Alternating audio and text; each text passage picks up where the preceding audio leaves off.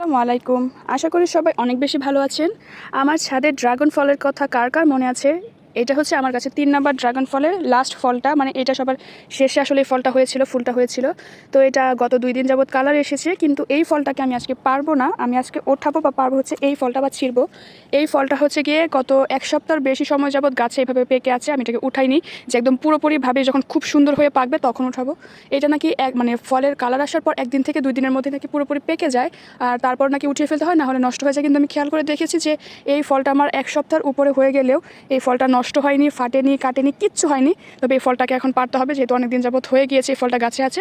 তো এটা আমি পারবো। আর যেহেতু একটা একটা করে ফল পাকছে, তো আমরা সবাই মিলেমিশে একটা একটা ফলই আসলে খাচ্ছি। আর খুবই মজার এই বিষয়টা, সবাই মিলে ভাগ করে মিলেমিশে খাওয়াটা এটা খুবই মজার। তো আমি এই ফলটা এখন পারবো। তো আপনারা কারা কারা আসলে ড্রাগন ফল এভাবে পারতে বা সরাসরি নিজের গাছ থেকে খেয়েছেন অবশ্যই কিন্তু জানাবেন।